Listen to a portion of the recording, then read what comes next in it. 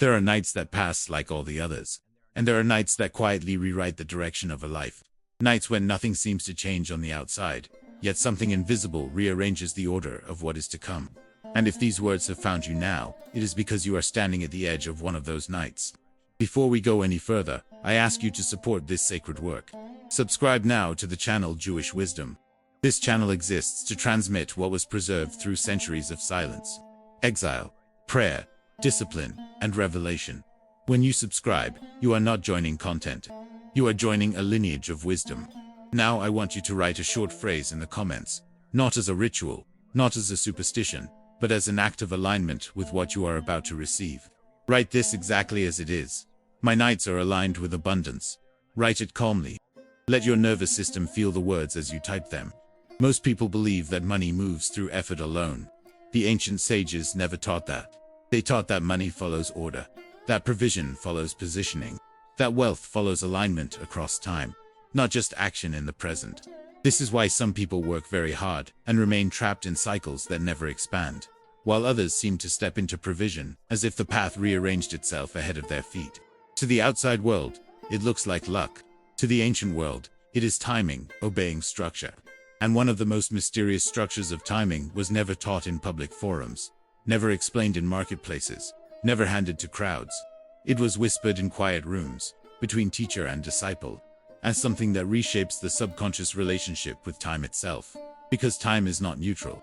Time is the invisible current that either pulls wealth toward you or away from you. Every night when you close your eyes, you enter into a dimension where the analytical mind loosens its grip and the deeper layers of consciousness become receptive. The sages call this state the inner gate. What you insert into that gate does not remain in the mind. It migrates into the structure of expectation, identity, and destiny. This is why your final thoughts before sleep matter more than anything you think during the day. The problem is that most people fall asleep rehearsing fear, lack, delay, and frustration. Their bodies rest, but their future is being programmed with scarcity language, disguised as realism. And then they wake up confused as to why opportunities feel distant, slow, fragile, or blocked. The ancient rabbis observed something unsettling. People were not being limited by how much they worked. They were being limited by how they closed their day. Closing the day incorrectly fractures the current of provision. Closing the day correctly realigns it. And hidden within this closing alignment is a practice so counterintuitive that the intellect initially rejects it. A practice that appears simple, almost childish, yet operates with surgical precision in the subconscious, reordering how time, age, memory, and expectation relate to your financial future. This practice does not manipulate money. It rewires how your soul relates to timing. And timing, in the hidden architecture of wealth, is everything. Most people age forward emotionally, but backward spiritually. They carry yesterday's wounds into tomorrow's expectations. They project past delay into future probability. They unknowingly tell their own nervous system that the best has already happened, or that it will always remain just out of reach. The rabbis taught that when a person is unconsciously aging toward loss, the flow of provision follows that direction. But when the inner perception of age is reversed under alignment, the current itself changes direction. This is not psychology. This is spiritual mechanics. And it is why so many people feel tired of striving without being able to explain why. They are not exhausted from effort. They are exhausted from misaligned expectation pulling against their own future. What you are about to learn is not a trick. It is not suggestion. It is a repositioning of how your consciousness moves through time while your body sleeps. And when that relationship with time is corrected, money does not need to be chased. It begins to approach, quietly, naturally, inevitably. For now, I ask only one thing from you. Do not try to guess the practice. Do not attempt to anticipate it. Let the mind remain open without trying to control what it has not yet received. Because true activation never enters through force. It enters through readiness. Time, in the biblical worldview, was never treated as a straight line. It was understood as a living current, a spiral of return, correction, and reorganization. This is why the Hebrew language does not read the same way other languages do. It does not move left to right by accident. It moves toward the heart, toward the hidden, toward the origin. Because in Jewish consciousness, what appears as past is not behind you. It is underneath you, supporting, pressuring, shaping the ground of your present. The Torah reveals something very few people ever notice. The first thing that was named in creation was not light. It was beginning, Bereshit, in the beginning. But the sages explained that this beginning was not a moment in time. It was the installation of time itself, meaning that time is not just where things happen. Time is one of the forces through which things happen. This is why Abraham was promised descendants that his natural age could no longer support. From a physical perspective, the clock had expired. From a spiritual perspective, the clock had not even begun. The miracle was not that his body produced life. The miracle was that his relationship with time was corrected before the result appeared. The same pattern appears with Joseph. Betrayed young, forgotten for years, imprisoned when he should have been elevated. From the outside, it looked like stagnation. From the inside of divine order, it was accumulation, pressure gathering beneath stillness. And when the shift came, it did not come gradually. It arrived in a single day. Prison to palace, chains to command. Why? Because alignment with time had been restored long before opportunity appeared. The rabbis explained that there are two ways a person can move through time. One is carried by time with resistance. The other is carried by time with alignment. Resistance produces exhaustion. Alignment produces acceleration. Now, here is the hidden principle that connects directly to the practice you are approaching. Your subconscious perception of age is not neutral. It silently informs your expectations of what is still possible, what is already too late, and what no longer belongs to your future. When a person unconsciously believes that the best years are behind them, even if they never speak it out loud, the nervous system organizes itself accordingly. Energy decreases, risk compresses, vision narrows, expectation contracts, and provision responds directly to this contraction. In contrast, when the inner perception of age is repositioned toward openness, renewal, and unfinished destiny, the entire structure of expectation reverses. Energy expands. Initiative returns naturally. Courage reappears without being forced. And provision accelerates because expectation is no longer aging toward loss. This is why scripture repeats a strange promise over and over. You shall be renewed like the eagle, not fortified like a lion, not heavy like an ox. Renewed, reset, repositioned in time. In the Psalms, David speaks of God restoring the years that the locust has eaten. That is not poetic metaphor. It is spiritual timing. Correction. It means that time itself can be healed. Past loss does not have to remain authoritative over future movement. The Jewish understanding of prosperity was never anatomical. It was chronological. They did not ask, how strong am I? They asked, how aligned is my season? Because when season is aligned, strength becomes secondary. Now consider this deeply. Every night before sleep, your mind re-enters time without the protection of conscious filters. This is when memory rearranges, identity reshapes, expectation resets. The sages taught that sleep is not rest alone. It is rehearsal. You rehearse tomorrow with the material you carry into the gate of sleep. If you enter sleep carrying age as decline, the rehearsal programs limitation. If you enter sleep carrying age as renewal, the rehearsal programs expansion. This is why the practice of reversing age before sleep was never about imagination. It was about overriding the subconscious narrative of decline and installing a narrative of renewal in its place. The rabbis understood that the subconscious does not obey logic. It obeys repetition, rhythm, and imagery. When you count forward, you rehearse aging. When you count backward with intention, you rehearse renewal. This is not fantasy. This is neurological and spiritual alignment operating as one structure. The prophets did not separate body and soul. They understood that flesh obeys words before it obeys medicine, and expectation before it obeys circumstance. That is why Elisha could not release provision into the city, while fear was still the dominant internal atmosphere. Only after expectations shifted did the gates of supply open overnight. This is why the widow's oil did not multiply while she was staring at emptiness. It multiplied only after she prepared vessels. Vessels are not just containers. They are expectations made visible. Now, here is the secret layer of the practice. When a person counts their age backward before sleep, they are not denying their reality. They are deliberately disengaging the subconscious from decline-based expectation and reattaching it to restoration-based anticipation. Each number becomes a step out of limitation and back toward origin. Each number becomes a quiet protest against entropy. Each number becomes an agreement with the idea that your story is not shrinking, but resetting. And this does something extraordinary in the spiritual realm. It sends a signal that the soul is no longer consenting to decay as its dominant timeline. And what the soul stops consenting to, reality stops enforcing at the same speed. This is why the effect does not feel gradual. It feels like momentum suddenly returned. As if something that had been draining in silence, finally disconnected. Time stops pulling against you. And when time stops pulling against you, provision no longer arrives tired.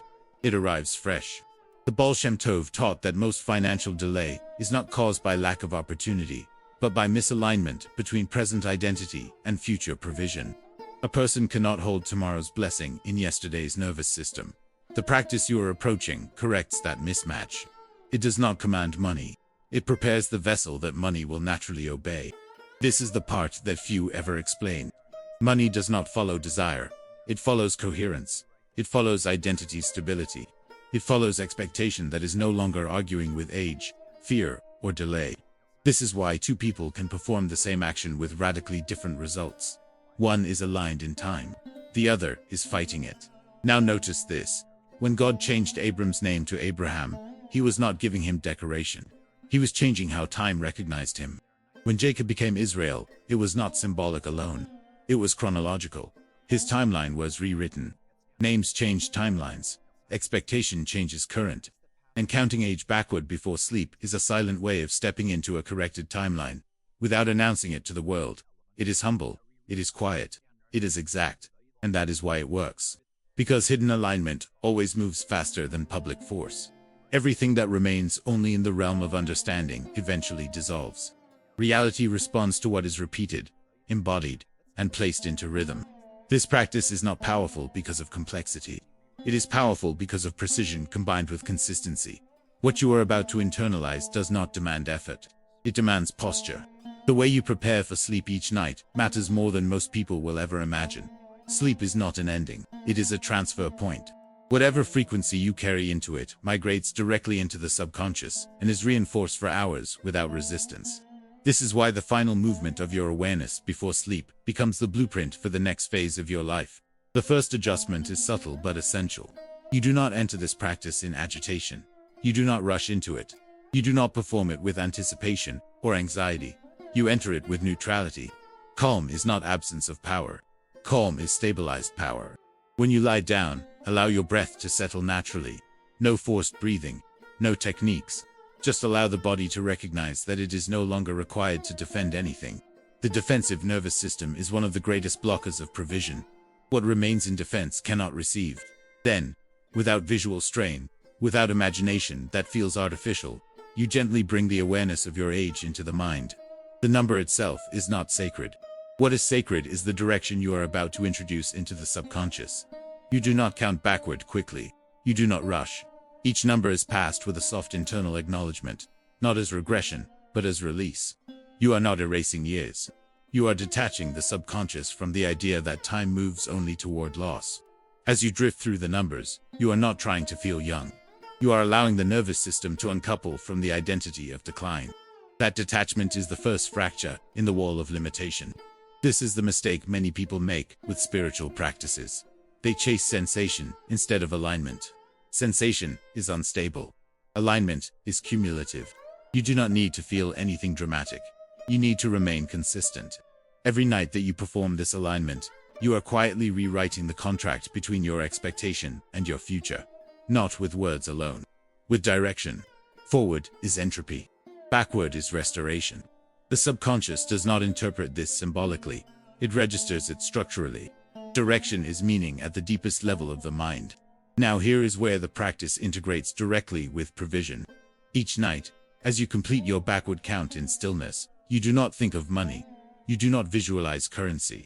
You do not rehearse transactions. Money does not respond to fixation. It responds to stability of expectation. Instead, you gently establish this orientation inwardly. I am available for aligned provision. You do not say it with demand. You do not say it with urgency. You say it with certainty that does not need to prove itself. Because certainty that needs proof is insecurity, disguised as confidence. The body recognizes the difference. And now comes the most overlooked part of the application. The behavior of the following day. Alignment installed at night must be protected during the day. Protection does not mean control. It means refusing to return prematurely to internal narratives that contradict what you installed. If lack speaks, you do not argue with it. You withdraw attention from it. Attention is fuel. If fear speaks, you do not battle it. You shift posture away from it. Posture is direction. Most people exhaust themselves trying to silence fear. They do not realize that fear does not want silence. It wants importance. When you remove importance, fear loses its position without confrontation. Another essential application is reduction of premature disclosure. The rabbis taught that when provision is gestating, exposure too early invites interference. Not from evil forces alone. From premature opinion, doubt, comparison, and borrowed anxiety. You do not speak everything that is forming. You speak only what is stable. Silence is not secrecy. Silence is incubation.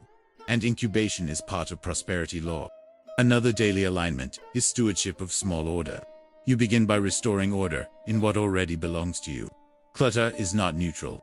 Unfinished promises, unpaid attention, abandoned disciplines. These form energetic debts that slow movement subtly, but persistently. Order does not attract abundance because it looks nice. Order attracts abundance because it mirrors receptivity. Provision moves toward coherence.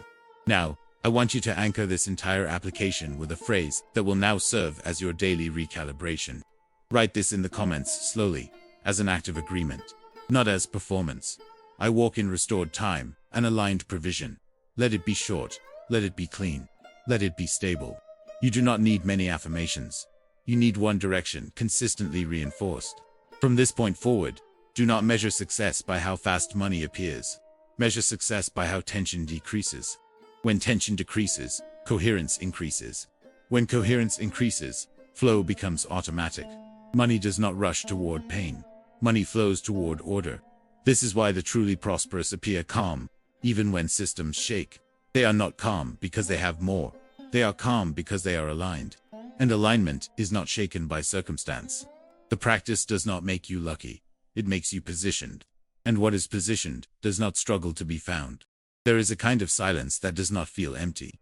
It feels suspended, as if something important is about to cross the invisible threshold of a life. Many people confuse that silence with abandonment, but the ancient sages knew better. They taught that when heaven grows quiet, it is not because nothing is happening.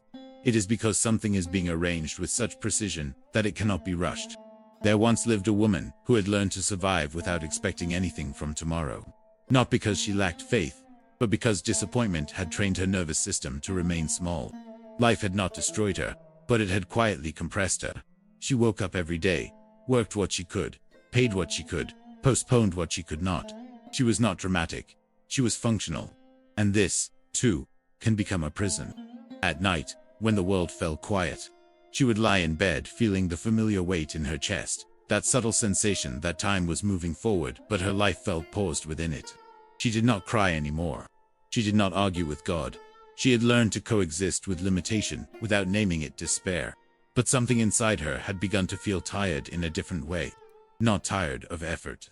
Tired of repetition. One night, without any visible reason, she felt an urge to change how she entered sleep. Not a thought. An impulse. A need to reposition something she could not fully explain. She remembered something she had once heard, that the final direction of the mind before sleep carried more influence than all the plans of the day. And for the first time in years, she decided not to fall asleep rehearsing everything that had gone wrong. She lay still, let her breathing settle. And then she did something that felt strange at first. She brought her age into awareness, and quietly began to move backward through it. Slowly, without imagination, without fantasy, just direction. At first, nothing happened. No emotion, no warmth, no vision.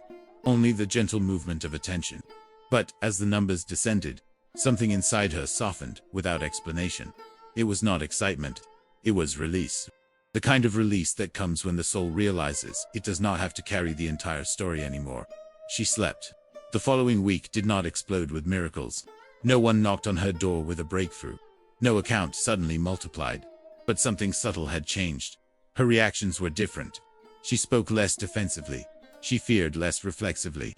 She found herself letting go of small tensions she had normalized for years. And she did not even realize she was changing. Then one afternoon, without warning, a delayed answer arrived. A message that had been stalled for months suddenly resolved itself without resistance. Not dramatically, simply easily, and in the quiet after reading it, she felt something unsettling and beautiful at the same time. It wasn't relief. It was recognition. Recognition that something had already shifted long before circumstances confirmed it. Days later, another movement, a different door, a subtle opportunity that came without struggle. Then another, not overwhelming, not cinematic, real. And slowly, the invisible compression that had wrapped around her life for years began to loosen, not because she forced release, but because she stopped aging forward emotionally. She stopped carrying tomorrow as if it were a continuation of limitation. And time, once released from resistance, did what it had always wanted to do. It moved with her again. This is how alignment often begins. Quietly, without announcement, without spectacle, without the ego's permission. It begins as an internal permission to no longer relate to the future through the lens of exhaustion. Most people believe change announces itself loudly. In truth, real transformation begins with a soft internal repositioning that no one else can see. And this is why many miss their own turning points, because they are waiting for noise instead of noticing coherence. The tragedy of many lives is not that opportunity never arrived. It is that alignment was never sustained long enough to receive it without distortion. Because when alignment is new, it is fragile. It must be protected from impatience, comparison, and the urgency to perform. This is why silence remains one of the most active forces in prosperity. Silence toward doubt. Silence toward envy. Silence toward premature explanation. The ancient teachers were not secretive because they were afraid of knowledge. They were protective because they understood how easily formation is interrupted by exposure. When a seed is still soft, even gentle hands can crush it. This is why emotional alignment is not a moment. It is a season. And seasons are not rushed without consequence. Many people want breakthrough without incubation. But everything that grows without incubation is unstable. Now, let me speak directly to what may be moving inside you at this moment. Perhaps you recognize yourself in the story, perhaps not in the details, but in the sensation of quiet delay. In the strange feeling of running without advancing. In the fatigue that is not physical. In the hope that no longer hurts enough to feel dramatic, but still occupies space in your chest. If that is you, you are not broken. You are compressed. Compression is not punishment. It is pressure preparing redirection. The mistake is to fight compression instead of allowing it to reorganize posture. When pressure finally teaches you how to yield instead of resist, it becomes propulsion. This is why the Jewish understanding of suffering was never romantic. It was functional. Suffering is never praised. But its capacity to realign posture is respected, because posture determines flow, not merit, not comparison, not performance, posture. And posture is formed when the soul finally releases the demand to control how blessing should look. Many people delay their own miracles by insisting that nothing counts unless it looks dramatic. But alignment does not arrive dramatically. It arrives correctly. You do not feel fireworks when gravity stops pulling against you. You feel relief when you realize you are no longer climbing uphill. That relief is not weakness. It is the sign that resistance has ended. Now, I want you to answer from inside, not from emotion alone. Write this in the comments exactly as your posture of faith and release. Not as spectacle. I trust the timing that is now realigning me. Write it as an act of surrender, not as a declaration of certainty. Because certainty is not demanded. Willingness is. The ancient sages taught that when the heart finally agrees with timing, heaven stops negotiating with resistance. Agreement is the language that closes arguments between the seen and the unseen. And now, let this settle deeply. You are not late. You are being repositioned. You are not behind. You are being rearranged. You are not forgotten. You are being recalibrated for reception. The weight you felt was not abandonment. It was formation. And formation is never comfortable. But it is always purposeful. If this message found you at a quiet hour, that is not coincidence. Quiet hours are chosen because the soul listens louder there. Let this hour be one of those thresholds. Not because everything will change overnight, but because from now on, you will no longer be moving through time as someone aging toward loss. You will be moving through time as someone being restored toward alignment. There is a moment in every journey when learning is no longer enough and the soul begins to demand embodiment. Not because knowledge failed, but because what was revealed can no longer remain only as insight. It needs to become posture, rhythm, decision, and direction. Everything that was touched within you up to this point was not designed to impress your intellect. It was meant to quietly reorganize the way you stand inside your own life. The rediscovery of time, the reorientation of expectation, the soft dismantling of internal resistance. All of this prepared something deeper than understanding. It prepared availability. Prosperity, in the Jewish understanding, was never treated as a sudden event, detached from the inner world. It was always understood as a consequence of covenantal order, sustained across time. The reason the Jewish people carried financial resilience across exile, persecution, dispersion, and rebuilding is not explained by economics alone. It is rooted in structure, in rhythm, in law, in memory, in restraint, in generosity, in timing. In the disciplined harmony between effort and surrender, wealth was never worshipped. It was stewarded, and stewardship changes everything. The modern world teaches speed without foundation. It seduces people into chasing visible results while neglecting invisible alignment. This is why many experience brief peaks, followed by long collapses. Abundance arrives, but it is fragile. Increase appears, but stability is absent. Money grows, but anxiety grows faster. And anxiety is not wealth's companion. Anxiety is wealth's thief. True prosperity does not feel loud. It feels grounded. It does not arrive like intoxication. It arrives like coherence. It does not remove all challenge. It removes desperation. It does not inflate identity. It stabilizes it. This is what the Jewish path always preserved. The understanding that blessing cannot survive where internal disorder rules. That overflow cannot remain where identity is fragmented. That increase cannot stabilize where rhythm is broken. And that money cannot become peace where alignment is absent. What you began touching through this teaching is not a ritual of wealth. It is a repositioning of your relationship with time, expectation, and internal stability. And here is the truth few will ever tell you plainly. Without structure, spiritual activation fades. Without application, revelation becomes memory. Without continuity, even powerful moments dissolve. This is not punishment. It is simply the nature of how human consciousness stabilizes change. This is where many seekers become frustrated. They receive insight that moves them deeply, but they do not receive tools that support daily embodiment. They feel something shift inside, but they do not know how to sustain it. When routine returns, and slowly, the old posture creeps back in. Not because they lacked faith, but because they lacked structure. That is why the deeper systems of how the Jewish people learned to prosper across generations were never transmitted only through speeches. They were taught through daily laws of life, through cycles, through boundaries, through discipline, through generosity, through restraint, through responsibility, through awareness, through reverence for timing, through the understanding that prosperity is not owned, it is hosted, and hosting demands preparation. If what awakened in you through this message feels real, if something inside you is sensing that you are standing at the edge of a deeper reorganization, rather than a superficial breakthrough, then you already understand that the next step cannot be casual. It must be intentional. It must be grounded. It must be sustained. This is exactly why the Jewish Wisdom eBook exists. It was created not as motivational content, not as mystical fantasy, not as emotional stimulation, but as a structured guide to help translate ancient Jewish principles of prosperity into real-life posture. It carries the foundations of how timing is honored, how discipline protects abundance, how generosity opens channels, how restraint sustains flow, how covenant builds financial stability without eroding the soul, and how alignment turns effort into coherence. If you truly want to learn how the Jews prosper beyond superstition, beyond folklore, beyond emotional impulse, and step into the real structure behind lasting provision, ask for the Jewish Wisdom eBook in the comments right now. Do not request it casually. Request it as an active decision, because the way you ask already reveals your posture.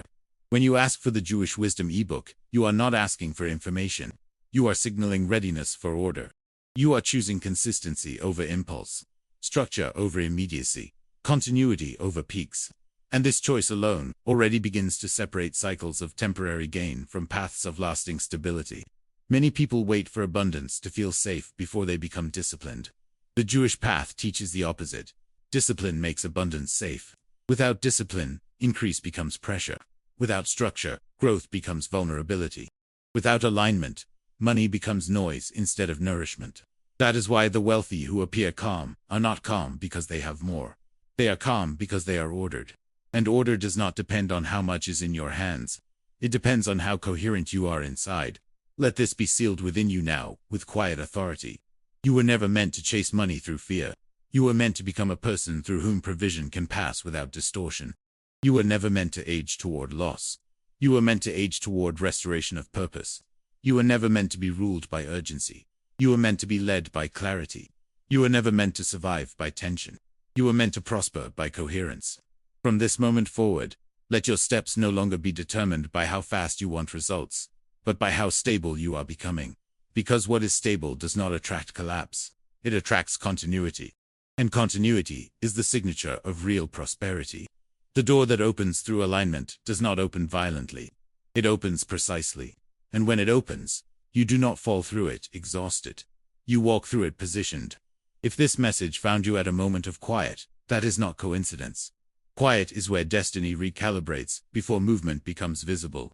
Let quiet now become your ally instead of your fear. You are not late. You are aligning. You are not behind. You are not denied. You are being formed for reception. And what is formed in alignment does not arrive fragile. It arrives stable.